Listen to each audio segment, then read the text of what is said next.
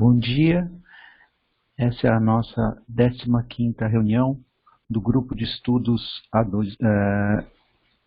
que vem analisando o livro há 2000 anos. De hoje a gente vai iniciar o capítulo 5, que é o encontro, que será o encontro do Públio Lentulus com Jesus. No final do encontro passado, o Públio estava conversando com a filha, né? E ele perguntou para ela o que ela queria. Ele mandaria buscar brinquedos para ela ficar mais animada. Lá em Roma, né? Ela podia falar o que ela quisesse. E aí ela pediu que ela queria o Jesus, né? Queria o profeta de Nazaré. Então, o Públio ficou assim chateado, né? Porque aquilo lá ia contra o que ele queria, né? De manter as aparências, né?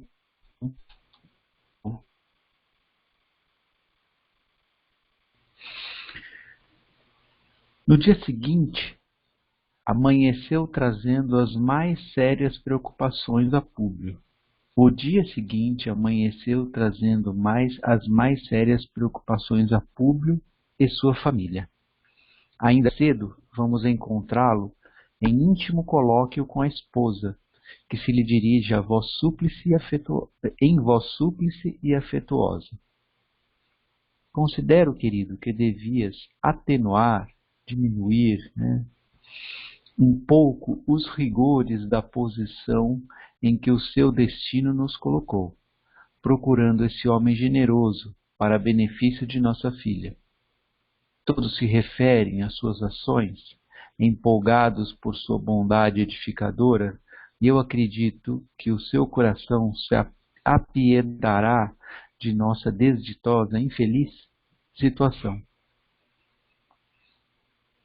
Então, voltando naquela questão, né, que ele precisa começar, né, a deixar as conveniências do mundo, né, para conseguir ter acesso a essa outra parte espiritual, né, deixar um pouco as conveniências materiais para conseguir acessar, né, para dar espaço, um pouquinho de espaço no coração dele para essas questões. Eu acho que isso daqui que ela estava querendo, que a gente terminou o nosso encontro passado comentando. O senador ouviu-a apreensivo. Pois bem, Lívia, acederei, concordarei, né, aos teus desejos, mas só a angústia que nos vai na alma me faz transigir de maneira tão rude com os meus princípios. Eu marquei essa parte porque eu acho que isso daí a gente já tratou, acho que algumas vezes nessas nossas reuniões, né? Eu lembro que uma primeira vez que a gente tratou desse assunto foi o Fiore que falou por que a gente precisa sofrer, né? Para que as coisas aconteçam na nossa vida, né? É que eu acho que a questão aí não é nem o sofrimento, né? É que a gente só acha que está sofrendo quando as coisas não acontecem do jeito que a gente quer, né? Então, aí a gente acha que está sofrendo, né? E é isso que estava acontecendo aqui com o Públio, né?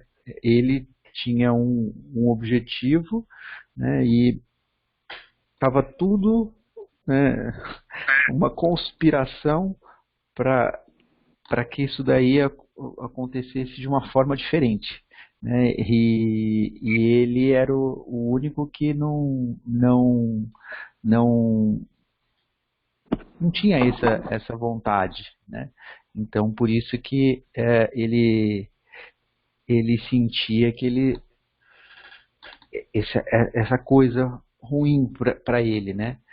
E a gente, às vezes, tá todo mundo com essa conspiração, né? É para o nosso bem, né?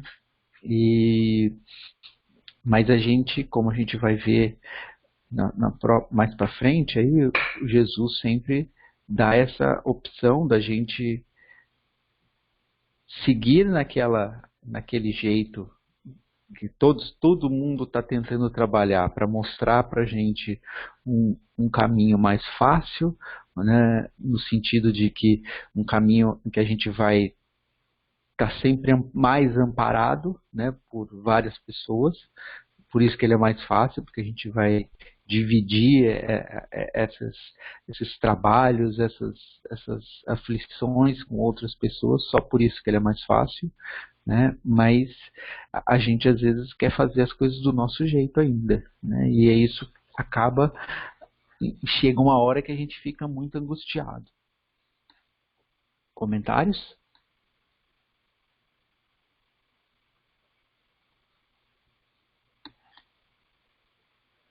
Acho que não precisa nem comentar muito, né? Você mesmo já disse no início que já debatemos bastante, que muitos de nós chegaram ao espiritismo através da dor, né? Sair da zona de conforto. Mas realmente é importante. A gente acha que só nos momentos ruins que faz com que a gente mude os princípios. E não é. Em outros momentos isso pode vir a acontecer, até nos momentos bons, né? Às vezes não é nem conosco, e sim com um ente querido. Por um ente querido, a gente muda esses princípios. É isso aí. Angélica? Eu acho que a questão é que quando nós nos sentimos numa encruzilhada ou num conflito, né, como a gente tem falado, o conflito que o Fiore finalizou lá de conveniência e valores morais, é que eu acho que esse estado da alma nos faz parar e olhar para outras possibilidades, né? E a gente passa a enxergar que a vida não é exatamente da forma como a gente vem levando, porque eu acho que uma das grandes questões, principalmente no nosso dia a dia, é que a gente vai se deixando levar pela rotina do dia, né? E às vezes a gente pouco reflete. Então, acho que esses momentos que surgem na nossa vida nos traz justamente a essa reflexão, e aí o sofrimento é de cada um, né? Se isso causa angústia, como no caso do público, ou se causa sofrimento, né? Eu acho que querendo ou não, também é uma escolha de cada um, né? Acho que a reflexão é sempre importante, porque é ela que nos chama a atenção de que a vida não é simplesmente aquelas possibilidades ou aquilo que nós desejamos, né? Então, acho que é um ponto que chama-nos a atenção, que nos possibilita, inclusive, abrir o nosso coração para outras possibilidades, né? Porque a gente acaba vendo que aquilo que a gente imaginava como certo ou como os nossos princípios, né? Até isso tem que ser questionado, né? Então, acho que esses momentos nos colocam nessas encruzilhadas. Põe um vestidinho. É isso. Marta, você quer falar? Eu vejo assim também, eu compactuo com a ideia de todos, né, que sofrimento sendo reflexivo, né, ele nos ajuda a olhar para dentro, né, de nós, fazer uma prospecção e ver aonde nós estamos errando, né, o que nós podemos fazer para melhorar, né. Eu acho que isso é fundamental para todos nós, né, e o sofrimento ele varia de pessoa para pessoa, né? O problema é muito pessoal, né? Que a pessoa enfrenta. Para ela, aquilo é angustiante. Talvez para uma outra pessoa, num outro momento, não seja tão angustiante. mas tem que ser respeitado, né? Eu acho que é justamente aí que você faz a leitura do seu sofrimento, né? O que eu posso fazer, né? Será que se eu for mais tolerante vai me ajudar?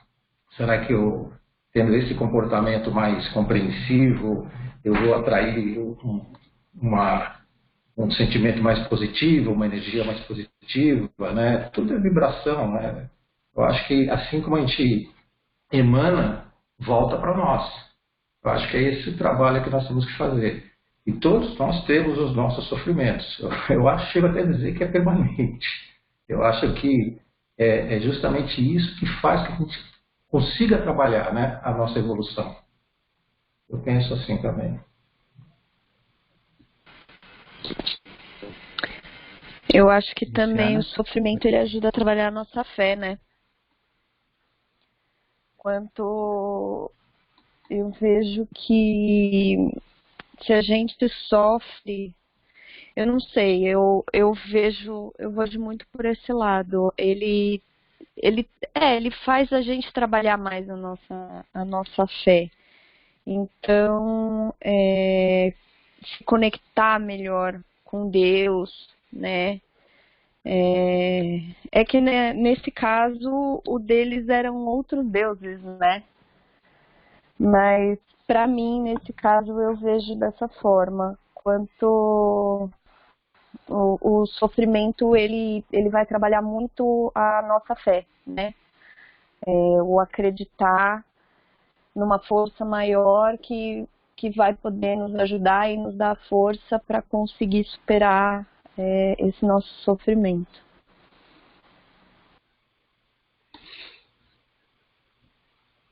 Ótimo, só queria Você fazer tem razão.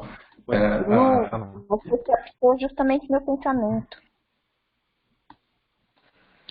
É sintonia, amiga.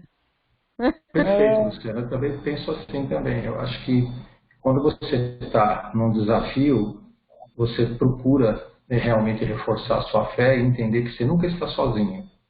Sempre vai ter alguém te amparando. Eu acho que até isso que a Angélica falou faz todo sentido, essa conexão com a espiritualidade.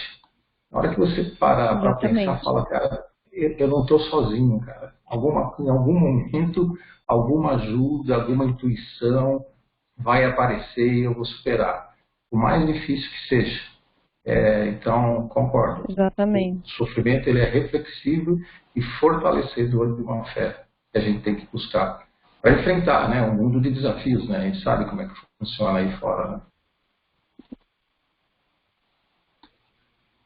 E essa confiança Exato. que justamente nos fortalece, né?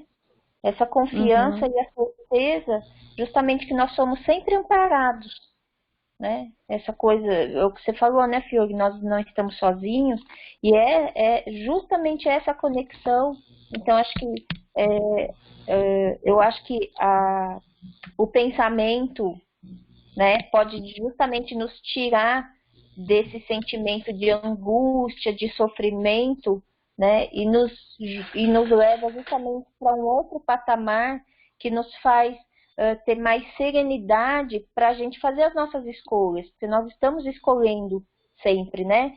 Então, acho que assim, a questão é como nós estamos escolhendo? Nós estamos escolhendo conscientemente, né?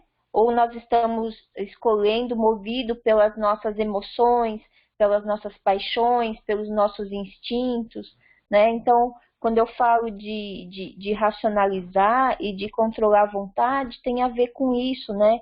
Da gente saber como nós estamos conduzindo as nossas escolhas. E acho que a gente tem mais essa serenidade no coração quando a gente confia justamente e estabelece essa conexão maravilhosa que a gente tem com a espiritualidade e que é constante, né? Então, tudo isso que vocês falaram, assim, para mim é bem real, assim. Eu acho que é o que eu tento fazer, pelo menos nos momentos que de repente as minhas emoções começam a sinalizar, liga o sinal amarelo, digamos assim, né? Então, acho que é um exercício sempre, e como a Roseli falou, é o orar e vigiar, e a gente está atento, né, justamente aos nossos pensamentos, aos nossos sentimentos. Posso Perfeito, falar uma Angélica. coisinha? Claro, pode. Só queria complementar também aí o que a Luciana, acho que falou da fé, né? Concordo totalmente com ela, e lembrar também que a gente precisa ter fé na vida futura, né? Que a gente sabe que é um momento que estamos passando, né? E tudo tem uma explicação, né? Nada é de graça, né? Não sofremos à toa, não estamos aqui à toa, estamos aqui para nos melhorarmos, como a Angélica falou, para pensar melhor nas nossas vontades, ver se realmente são elas que valem a pena, ou se a gente tem que mudá-las, né? E tudo isso é para a gente angariar um futuro melhor, né? Uma vida que vem melhor, né? Então, acho que essa fé também no futuro, ela também ajuda a gente a ter essa força para conseguir essa mudança interior. É isso.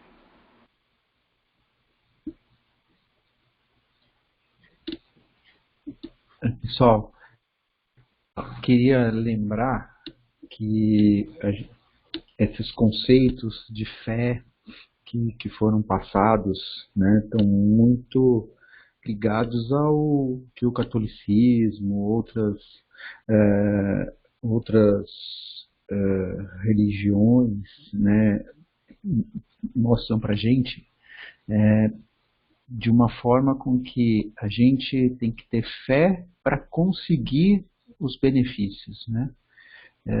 E isso acho que não é o que a gente deve. Não foi isso que o Kardec, e mesmo quando a gente olha para o que Jesus falou, né? Tirando toda essa roupagem colocada pelas religiões que foram criadas em volta do Cristo, né? Tanto a católica quanto várias dessas religiões que a gente costuma chamar de protestantes, evangélicas, né? Jesus nos deu autonomia no sentido de que a gente que vai fazer. Vamos falar ainda hoje, né? Jesus vai chegar e vai falar para o público, né? Ele tem a liberdade de fazer o que ele quiser, né? Então, nessa religião, né, que a gente tem que fazer, a gente tem que ter fé para receber algo em troca, a gente não tem essa liberdade, né? A gente é obrigado a ter essa fé, né? E o que Jesus coloca, acho que não é bem isso, né? Ele sempre nos dá essa liberdade. E a gente pode ter a confiança, fé, eu acho que não é acreditar, é mais ter a confiança, como a Angélica falou, ter a confiança de que se a gente quiser ir por esse caminho que é do bem para todos, né? Como a gente acho que já falou isso numa vez lá para uma conversa lá atrás, né? Quando a gente busca esse bem que é para todos, né? A gente tem sempre esse amparo. Se a gente quer o bem só para a gente, né? Aí, num sentido mais egoísta, né? Aí a gente não vai ter esse amparo dessas seres que já passaram por esse processo de evolução que a gente está passando, né? Então, porque eles não têm... Jesus não é um ser diferente da gente, né? Por isso que ele falava que tudo que ele faz, tudo que ele fez, né, nós poderíamos fazer e muito mais. Por quê? Nós somos criados da mesma forma, né? Eventualmente, ele já percorreu caminhos que a gente ainda não percorreu, mas vamos percorrer, e se a gente tiver essa vontade de percorrer isso mais rapidamente, né, a gente vai percorrer da forma como que a gente quiser, ou mais devagar, ou mais rapidamente, né? Eu acho que esse é o ponto, né? A gente vai fazer aquilo que a gente quiser, e se a gente quiser fazer o bem para todos, né, a gente vai ter sempre o amparo, quando a gente quiser olhar só para dentro da gente, né, aí talvez a gente não tenha esse mesmo amparo, e aí surjam esses momentos de angústia, de revolta, né, de desespero, porque a gente está olhando muito para a gente, né, e aí a gente vai começar a perceber, né, desse sofrimento, né, quando a gente não tem isso do jeito que a gente gostaria, né, tentar pensar por que a gente está passando por isso, né? E aí a hora que a gente começar a tirar o foco, só eu, né, e começar a ampliar isso daí, pronto, a gente já volta a receber esse amparo. Alguém quer fazer algum outro comentário? Eu concordo com você, Paulo. Eu acho que, pelo menos assim, o exercício que eu ando tentando fazer, né, é justamente, acho que a gente passa a estar mais consciente sobre as nossas atitudes, e eu acho que isso que você falou do peso que a gente traz dentro de nós, de educações religiosas, né, anteriores que a gente tem, e às vezes até do próprio espiritismo, né, que eu acho que todos já ouviram falar, aquela coisa de aqui a gente faz, aqui a gente paga, como se a gente estivesse sujeito a punições, né? Eu acho que dentro do espiritismo também tem essa história mal contada, digamos assim, né? E na verdade, assim, é uma coisa que a gente passa a refletir, e isso é uma herança justamente de religiões que exerciam controle, né, ou exercem ainda o controle sobre pessoas, né, no sentido, olha, se você tem que andar de forma correta, ou como você falou, a pessoa tem que ter fé, né, para poder receber alguma ajuda. Então, acho que isso são ideias errôneas que a gente ainda tem, né, e a questão das penas e gozos também, acho que é uma herança errada. Acho que o que a gente tem que ter consciência é que cada atitude nossa traz consequências, né?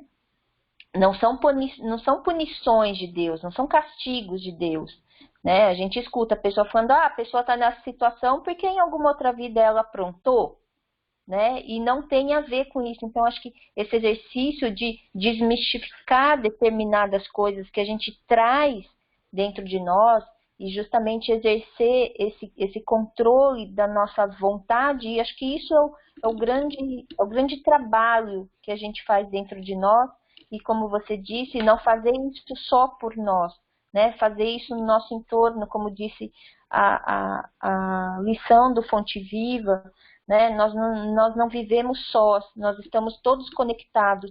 Então, se a gente quer a paz no mundo, se a gente quer a felicidade para nós, a gente também tem que entender que a gente tem que fazer isso para o mundo, né? E essa reflexão, para mim, tem sido bem constante, né? De justamente nos desprender dessas amarras antigas, então, e entender que a cada ponto a responsabilidade é minha, exclusivamente, né?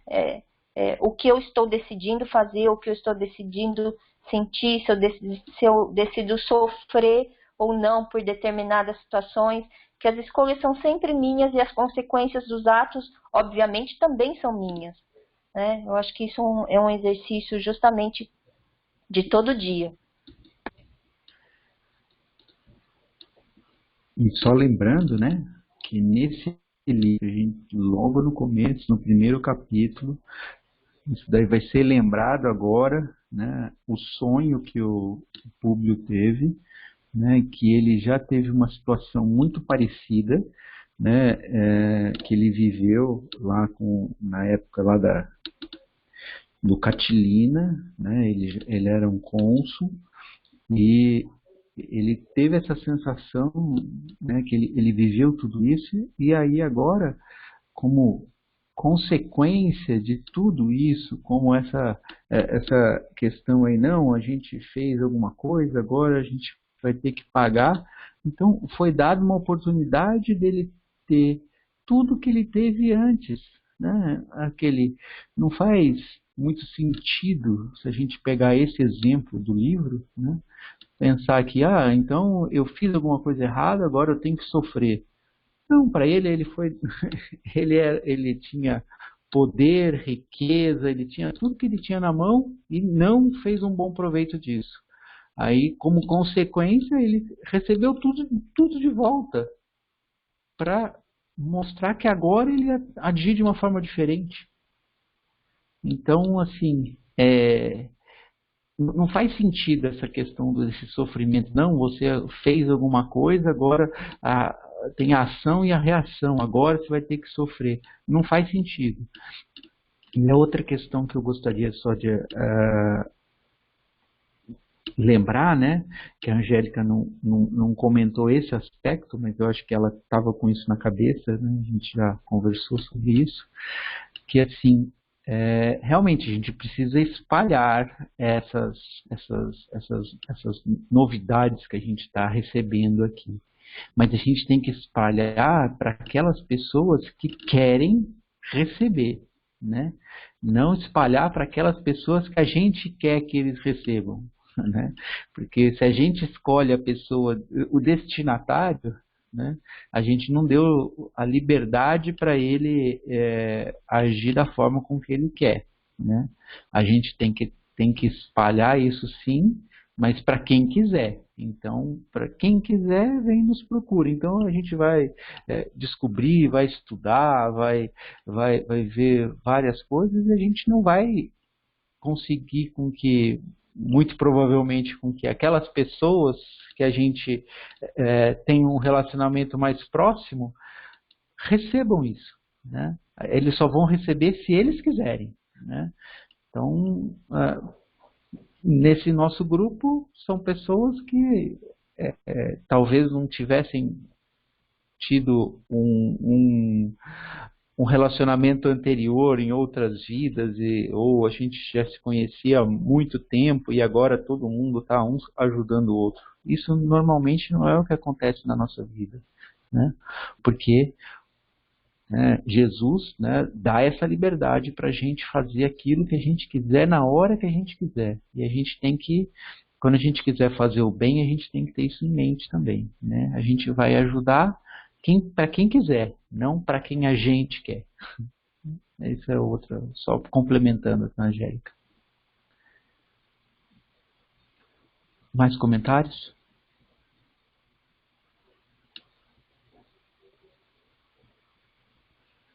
Vamos continuar.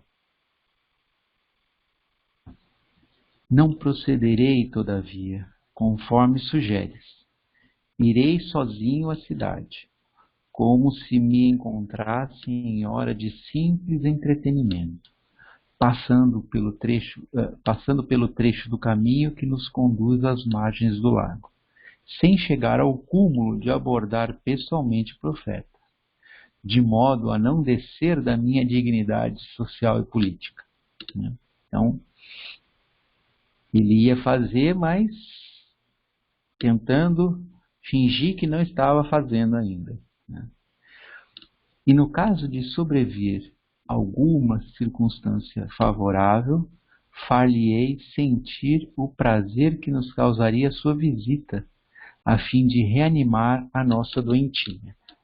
Então, ele queria, né, fazer com que Jesus viesse à casa deles, né, e não ele fosse efetivamente procurar. Então ele estava querendo criar uma situação para que isso acontecesse.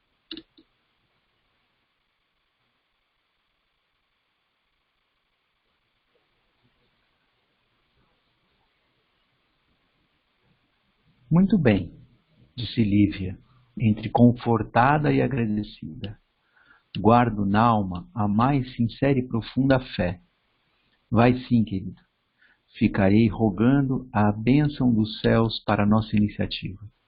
O profeta, que agora surge como verdadeiro médico das almas, saberá que atrás da tua posição de senador do império há corações que sofrem e choram. Então, a Lívia está indo já pelo outro lado, né? Então, ela está falando assim, olha, esse profeta, ele vai, né, ele não vai olhar o senador, ele vai, com certeza, ele vai ter essa visão mais ampliada de não enxergar só essas aparências, né? Ela vai olhar no fundo dos seus olhos, ele vai olhar no fundo dos seus olhos e vai perceber que as coisas não estão bem, tirando as aparências. Eu acho que é isso que ela estava querendo falar. E que é isso que é uma coisa que acho que acontece em todas as nossas vidas, né? Na vida de todos nós, né? Às vezes a gente encontra pessoas, né, que por fora, né, estão mostrando, né, que eles têm uma posição muito boa, tranquila, né, mas por dentro acontecem coisas inimagináveis, né? E o nosso mundo de hoje está muito preocupado com essas aparências, né? O que a pessoa posta no Instagram, no Facebook, e fica mostrando essas aparências, né? Mas a hora que a gente vai olhar, né, não precisa nem ser às vezes tão de perto, né, a gente vê que aquilo lá não é a realidade mesmo do que a pessoa está passando. Comentários?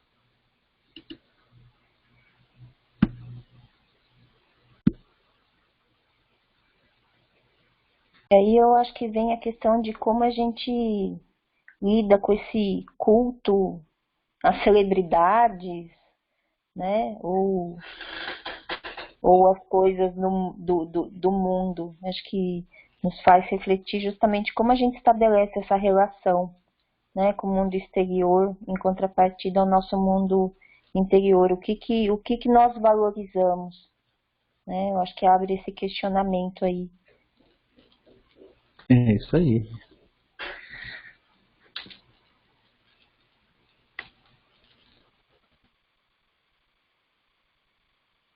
A esposa se exaltava nas suas considerações, deixando-se conduzir pelo que julgava um excesso de fraqueza e pieguismo, sentimentalismo.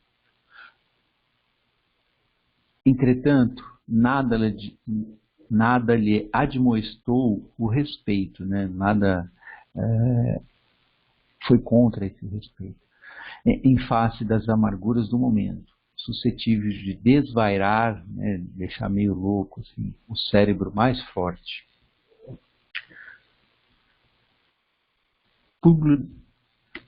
Então agora ele vai encontrar Jesus, né? Então ele saiu para procurar o Jesus. Deixou que as horas movimentadas do dia se escoassem, passassem com as claridades do poente. E quando o crepúsculo entornava, derramava as suas meias tintas na paisagem maravilhosa, saiu fingindo distração e alheamento, como se não estivesse pensando nisso, como se desejasse conhecer de perto a antiga fonte da cidade, motivo de atração para todos os forasteiros. Após haver percorrido uns 300 metros de caminho, encontrou transeuntes, né, pessoas ali que estavam caminhando, né, andando para algum lugar, e pescadores que se recolhiam e encaravam com mal disfarçada curiosidade. Amargas cogitações, reflexões íntimas. um velário imenso de sombras, né? Como se fosse um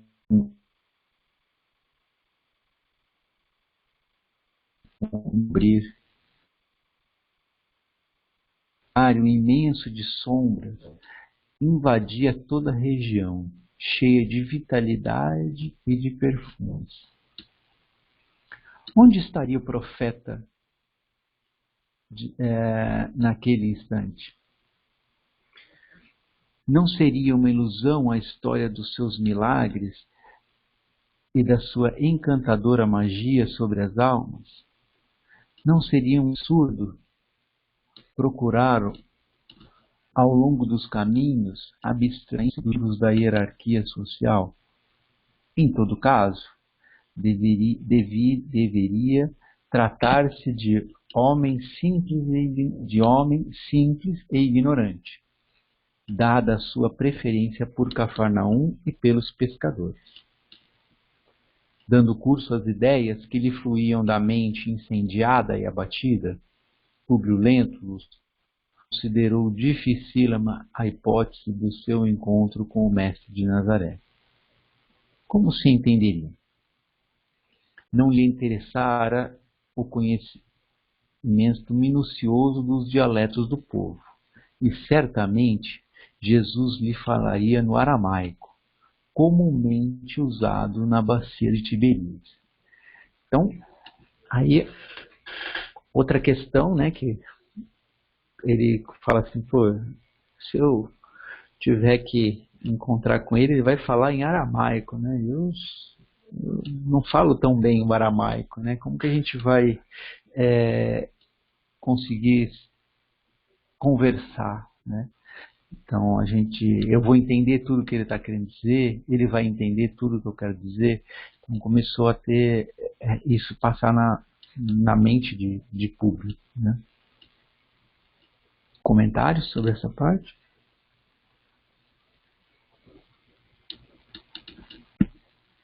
Profundas cismas A em gente torno... fica antecipando desculpa, pode falar, Paulo. Angélica, desculpa. Não, eu achei que não fosse mais falar e aí comecei. Pode falar, desculpa. Não, isso mostra muito de como nós fazemos também, né? A gente às vezes fica antecipando uma situação e às vezes a gente fica sofrendo de forma antecipada por uma situação, pensando mil e uma coisas, né? Às vezes a gente mal dorme ou fica distraído com os nossos, tão imersos nos nossos problemas, e a gente esquece dessa conexão que a gente pode fazer com a espiritualidade, né? Que a prece nos ajuda a nos conectar com uma situação melhor, né? Para a gente não ter esse sofrimento, né? Porque acho que uma coisa assim é a gente refletir sobre a situação, outra coisa são esses sofrimentos prévios que a gente às vezes tem, né? E isso me que faz... na maioria das vezes nem se concretizam, né? No final. A gente sofreu em vão, né? Exatamente.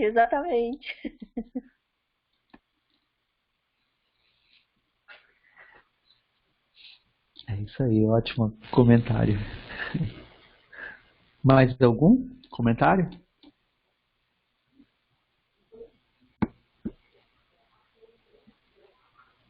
Então, profundas cismas são como as sombras do crepúsculo que precediam aquela noite. O céu, porém, àquela hora, era de um azul maravilhoso, enquanto as claridades opalinas, meio azuladas, né, do luar, não haviam esperado o fechamento absoluto do leque imenso da noite. Do abismo de cogitações, reflexões infinitas, ouvindo-lhe o palpitar descompassado do peito, né? Então isso aí a Angélica, né, já adiantou, né? Então ele estava, né, pensando em mil e uma questões, né? Aquilo já estava deixando o coração dele acelerado, né? Ele estava não estava nem se sentindo talvez muito bem, né? De tantas emoções descontroladas que estavam passando pelo pensamento dele.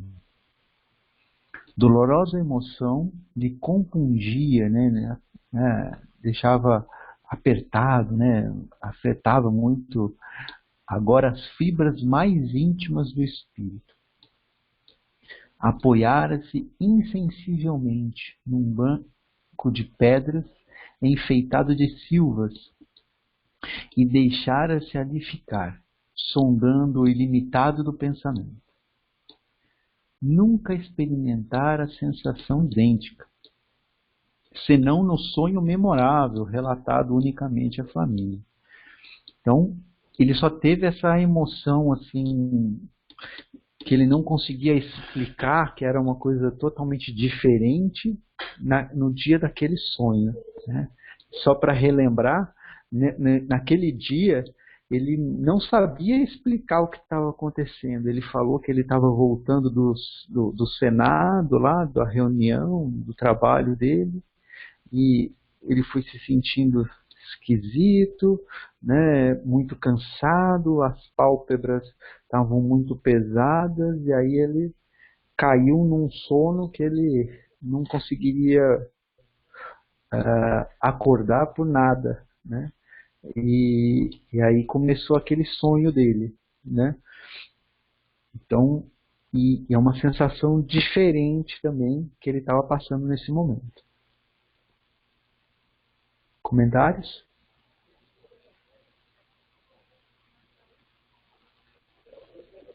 Recordava-se dos menores feitos da sua vida terrestre, afigurando-se-lhe haver abandonado temporariamente o cárcere do corpo material. Então ele estava imaginando que como se ele não estivesse mais no corpo dele, né?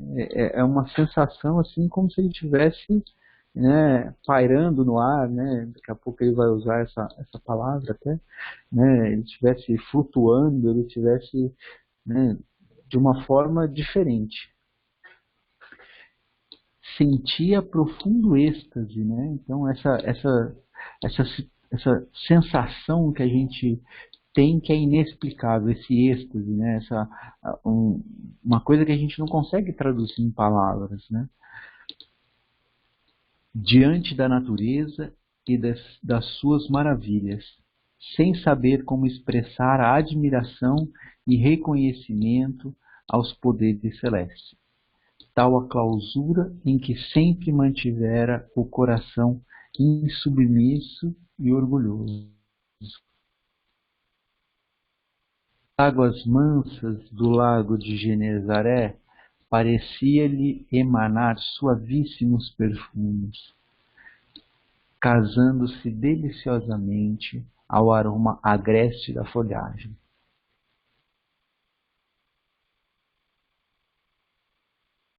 Com essas sensações, né, dentro dele, assim, totalmente bagunçadas, totalmente não ordenadas, né, de uma forma com que ele não sabia lidar, né? Ele percebia que tudo que estava em volta, né, parecia que estava muito mais organizado, muito mais tudo feito com muito esmero, com muita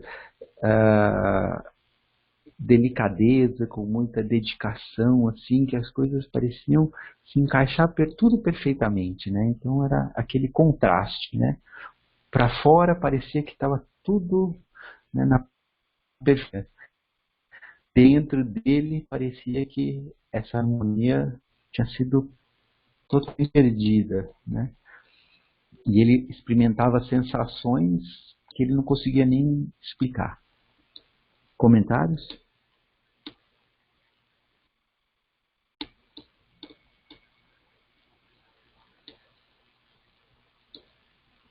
Angélica, você quer falar? Isso me traz de novo a memória, né, que eu acho que a gente tem que sempre lembrar que as situações que a gente passa depende do nosso estado da alma, né? Não é, a gente às vezes atribui o nosso desassossego, os nossos sofrimentos, as nossas dúvidas, algo que vem de fora, né? Então a gente costuma falar assim, aquela pessoa tirou a minha paz, né? Aquela situação me tirou o sono.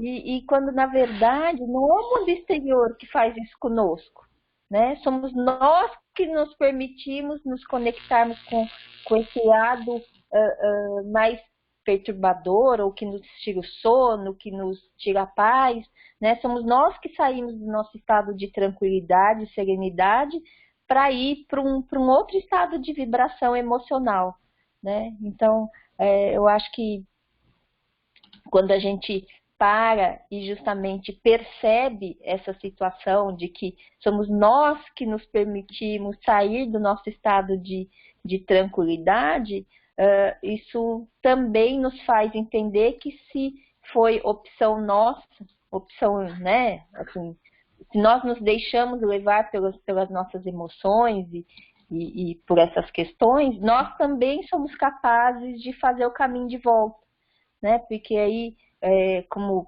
Públio está ali prestes a encontrar Jesus, é isso que Jesus fazia com os outros, né?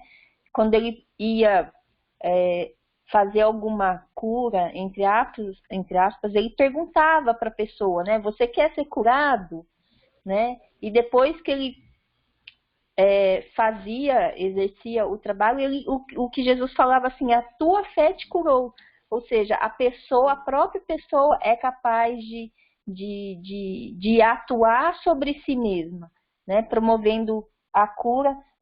A gente ainda não está nesse ponto de promover tanto a cura no nosso corpo físico, a gente ainda não entende esse mecanismo, né? Mas pelo menos trazer de volta a paz para o nosso espírito, nós somos capazes, né? Assim como nós fomos capazes de repente deixar perder a tranquilidade.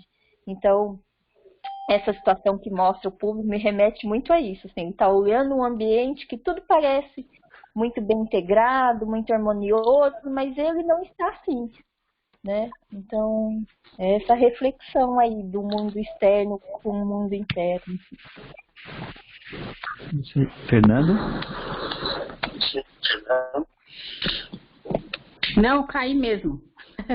Voltei. Ah, então tá bom. Achei que você quisesse comentar alguma coisa. Mais comentários?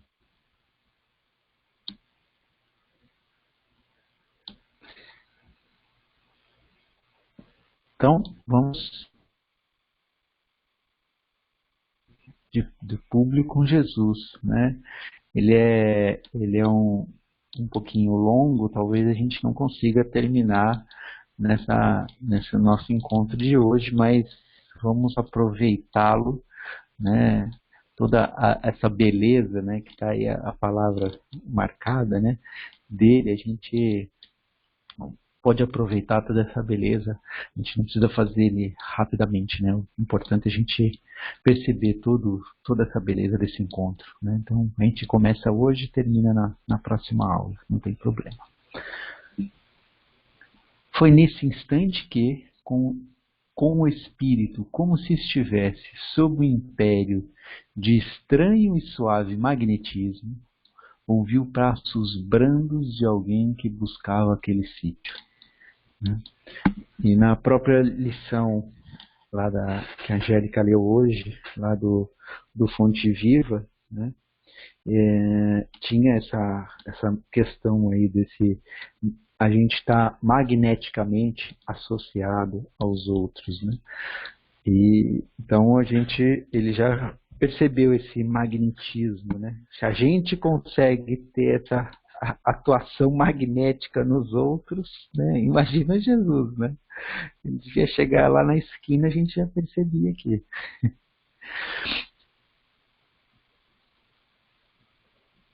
Diante de seus olhos ansiosos, estacara, né? Parara,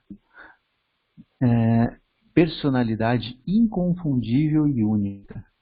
Tratava-se de um homem ainda moço, que deixava transparecer nos olhos profundamente misericordiosos uma beleza suave e indefinível. Longos e sedosos cabelos molduravam-lhe o semblante compassivo, como se fossem fios castanhos, levemente dourados por luz desconhecida. Sorriso divino, revelando ao mesmo tempo bondade imensa e singular energia. Irradiava da sua melancólica, né, que é meio triste, e majestosa figura uma fascinação irresistível, né? Então, eu fui marcando só pontos, né, que eu gosto sempre de brincar, né, que quando a gente começa a estudar essas questões mais ligadas a essa parte espiritual, né, a gente começa a perceber esses paradoxos, né, que eu gosto de usar essa palavra, né, de coisas que são aparentemente contraditórias, né, e que se completam de uma forma com que a gente não consegue perceber, né. Então, esse final, né, melancólica, majestosa figura, né, eu não consigo achar que Jesus, né, o Jesus que eu tenho dentro do meu coração, eu não consigo imaginar Jesus como uma pessoa melancólica, né? Mas ele pode estar, né, às vezes dá um olhar melancólico, né, para a gente, né, porque ele percebe que a gente está se fazendo mal, né? E assim como quando quem tem filhos, quem tem irmãos, pais, né, às vezes percebe atitudes um pouco que não são convenientes de certas pessoas, né, e às vezes a gente também dirige a eles, num certo sentido, esse olhar melancólico, né, naquilo assim, quando a gente tem alguma coisa mais clara na nossa mente, né, que de uma certa atitude, e percebe que eles estão tomando atitudes que seriam opostas àquilo, né, a gente fica com esse olhar meio melancólico de assim, né, de ficar triste porque eles não conseguiram perceber aquilo que a gente já percebeu, né? E também ficar triste porque a gente sabe que aquilo lá vai causar muita angústia dentro do coração deles, né? Eu acho que é isso, né? Então tudo isso leva para mim a essa coisa. A gente não consegue nem definir o que é Jesus, né? Mas pode ser que ele tenha esse olhar melancólico quando ele olha para a gente, né? E como fala lá, uma beleza suave e indefinível, cabelos com fios, né, levemente dourados por uma luz desconhecida. Então, singular energia. A gente não consegue, a gente não tem palavras para definir isso, né? Isso é uma coisa que a gente só vai sentir. A gente não consegue explicar em palavras. O nosso vocabulário é muito pobre para a gente conseguir explicar isso com palavras. Comentários?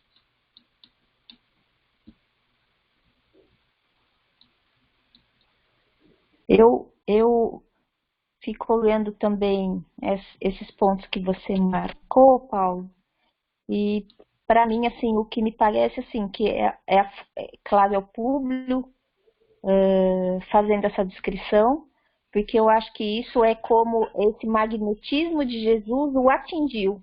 Então, é como ele percebe, né? E é o que você falou, acho que Jesus está num patamar tão grande que a gente tem dificuldade de traduzir em palavras o que significa esse magnetismo de Jesus. né? Então, assim, quando fala em luz, né, em luminosidade desconhecida, é aquilo que toca os nossos sentidos, né? A luz é uma coisa que toca os nossos sentidos materiais de forma muito, muito perceptível, né? E acho que esse estado da alma, assim, se for pensar na questão da melancolia, essa angústia toda que o público estava sentindo, né, dá a ele um estado melancólico também. E a questão de visualizar como uma figura majestosa é porque para ele a questão de posição social é muito importante, né? Então é a forma como ele percebia Jesus, ou como ele dava atributos a Jesus dentro da linguagem que ele conhecia, ou que ele percebia. Porque eu também não consigo ver Jesus de uma forma melancólica, né? Acho que você estava fazendo esse paralelo com os pais e os filhos. Eu acho que a gente sim consegue, nós como pessoas aqui em processo de evolução, nós fazemos isso, né? Porque nós nós nos sensibilizamos de uma forma que às vezes a gente não consegue compreender exatamente que o outro também passa por um processo evolutivo, que são escolhas próprias, mas eu acho que Jesus tinha esse entendimento, né? Eu não consigo ver também Jesus como uma pessoa melancólica, e eu acho que é isso que ele passava, como o público percebia, né? O olhar dele. Mas eu acho que Jesus tinha um entendimento assim sobre a situação que acontecia, né? Então, e isso me faz recordar sempre, né, que a gente tem que estar sempre atento, que o que o outro nos transmite não é necessariamente a forma como nós captamos, né? E eu acho que isso vale então para nossas interações sociais, né? Da gente ter esse cuidado, que às vezes a gente capta a palavra de uma pessoa, às vezes nos parece de uma forma ofensiva ou nos agride, e na verdade a intenção da pessoa não era aquela, né? E vai muito de como está o nosso coração naquele momento, para a gente compreender justamente o que o outro nos transmite, o que o outro nos fala. E até na lição que você fez do Fonte Viva no início, né? Eu tinha uma parte lá que eu até marquei, acabei não falando, né, sobre a lição, mas lá, quantos de nossos gestos insignificantes alcançam o próximo, gerando inesperadas resoluções, né?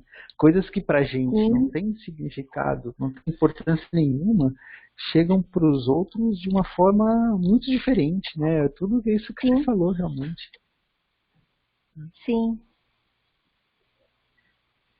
Paulo, Pode eu falar, não sei Regina. se vocês conhecem, eu tive algumas experiências, às vezes eu vou numa missa que chama Cura e Libertação, e é uma coisa que você sente assim, ele passa o Espírito Santo, né, pra gente, e você sente uma vibração, uma coisa que você não sabe explicar. Mas assim, você entra num estado de torpor, no magnetismo que nem estão falando, e uma coisa assim que cai lágrima nos olhos sem você sentir.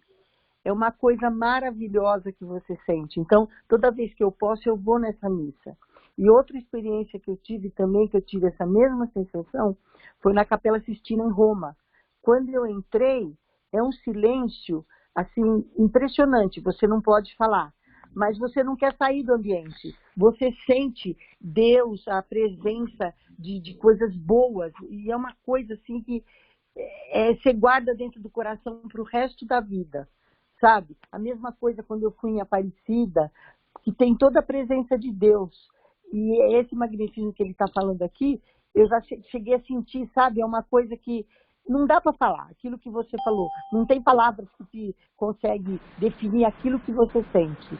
É uma coisa maravilhosa que você vai levar para o resto da vida. Paulo?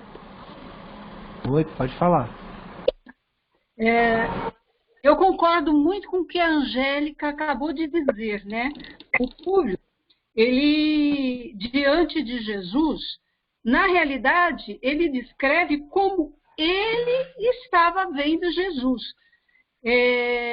Eu até me atrevo a dizer que ele não estava vendo o homem, o físico, ele estava vendo o homem espiritual. Mesmo porque temos que lembrar que na região, né, Palestina, né, Jerusalém, Nazaré, os habitantes daquela região não tinham traços delicados, pelo contrário, nariz grande, pele bem queimada de sol, os cabelos são escuros. Inclusive, alguns anos atrás, houve um estudo do Santo Sudário, onde, através da tecnologia, computador, recriaram a imagem de Jesus, e era uma imagem totalmente diferente das imagens que a gente vê nas igrejas, nas estatuetas, enfim, daquele homem de traços delicados, olhos azuis, cabelos levemente ondulados e claros, né, indo para o castanho, como o próprio Búvio fala aqui, né?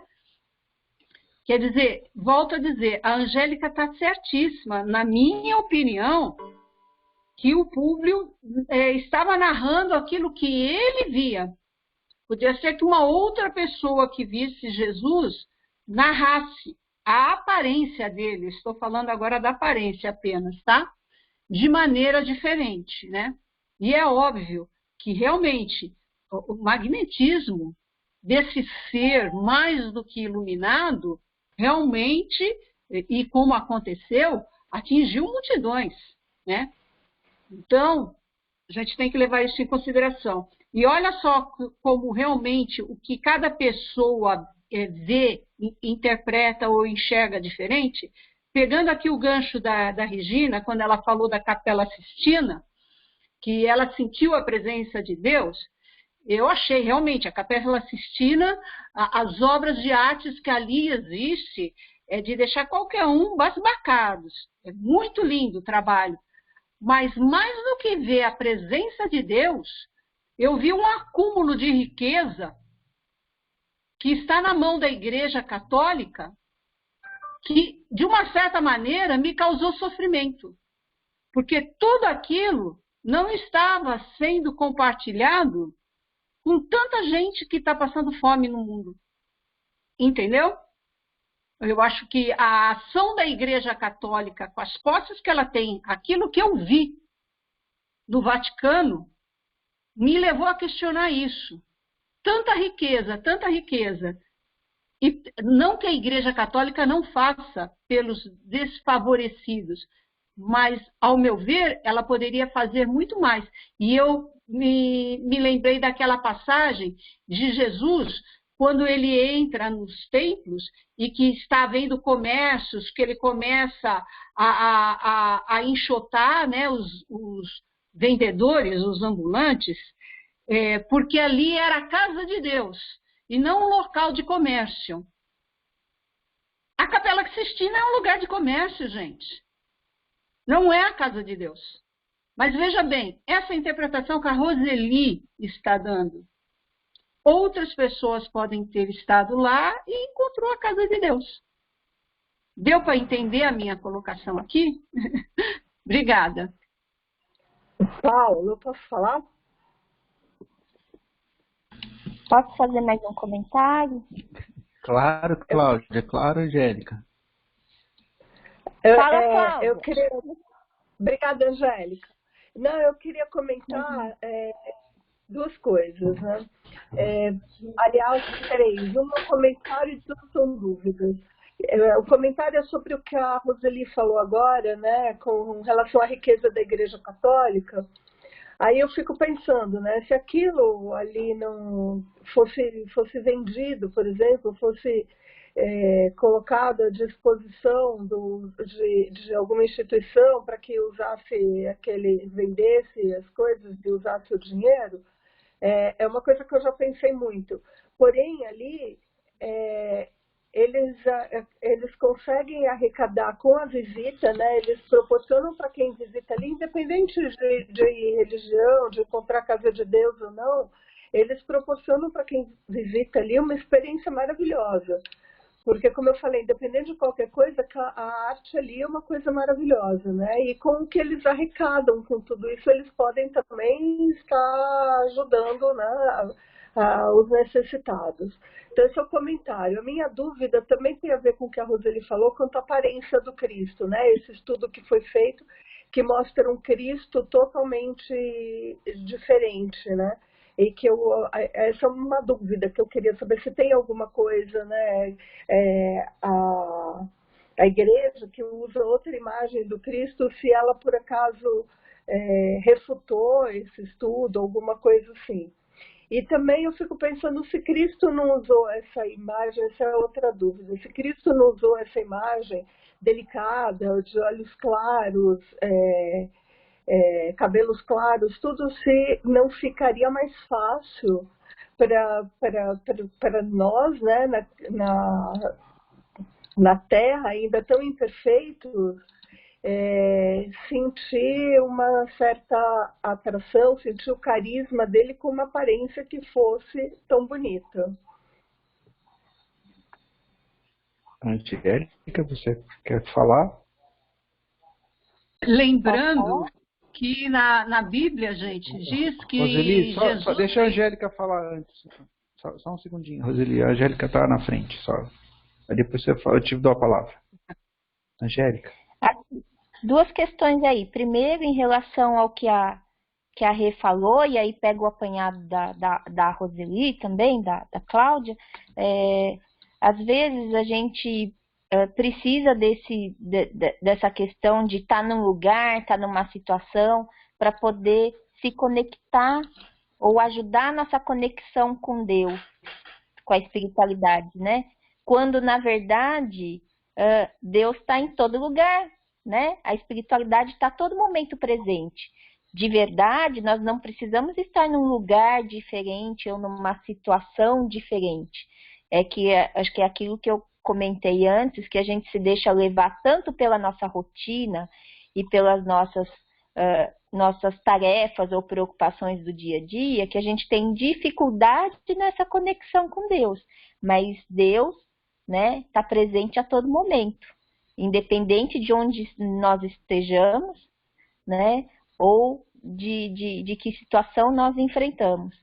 Né? Então, a primeira coisa que eu queria comentar era essa.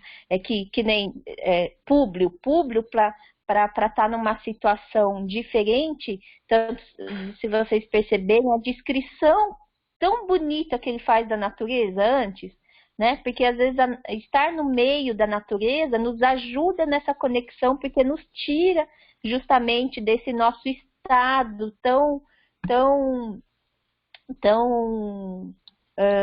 imerso nos nossos problemas ou nas nossas rotinas, né?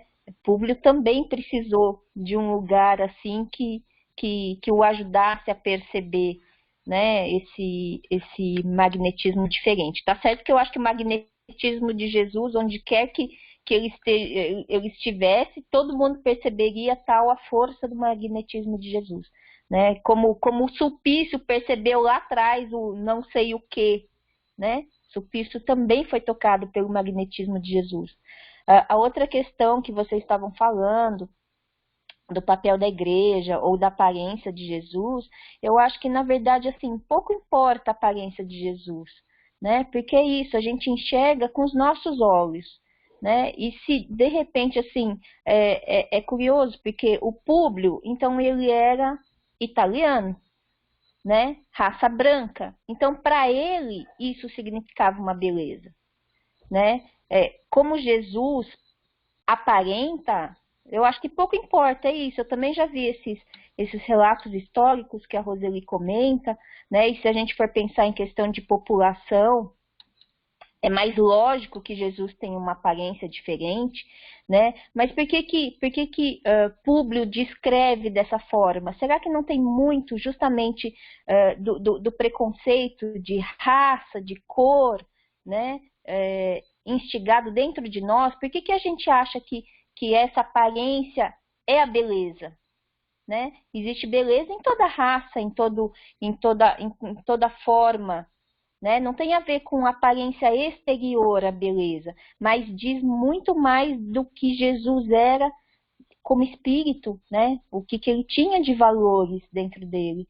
E eu acho que a questão da igreja, eu acho que a gente sempre faz esse questionamento, mas eu acho que a gente tem que fazer esse questionamento para nós, porque o que o outro faz, o que uma instituição faz, o que um ser humano faz, eu acho que essa reflexão a gente tem que puxar sempre para nós.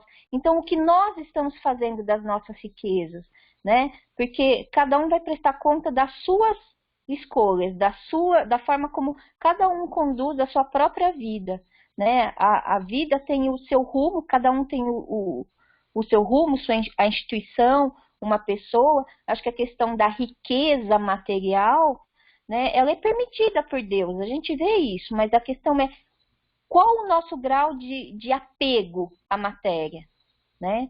Então, acho que essa reflexão vale e eu acho que a gente tem que trazer sempre para nós, porque senão a gente está fazendo justamente aquele ponto de...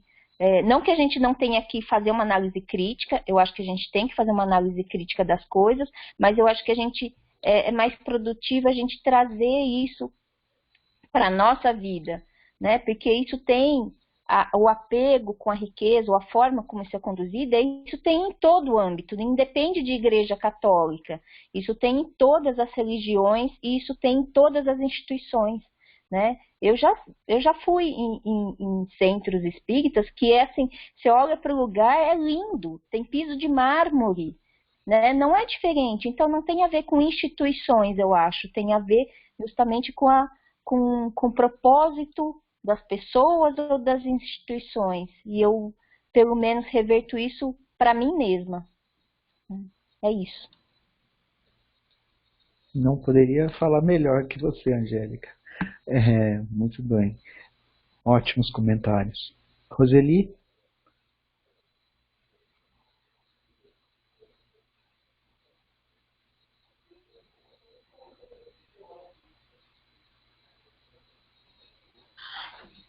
Roseli?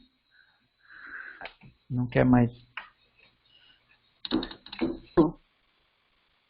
Oi? Oi, Aí, pode seguir. Roseli. Já foi, já passou, a Angélica Então tá completou, bom. não tem necessidade. Então tá ótimo. Então tá. Então, pessoal, eu acho que eu já vou encerrar, porque cada um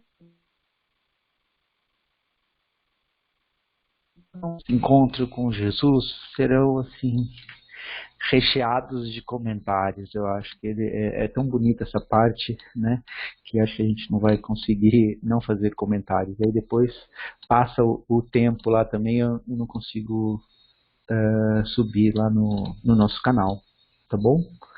Então eu vou encerrar a gravação.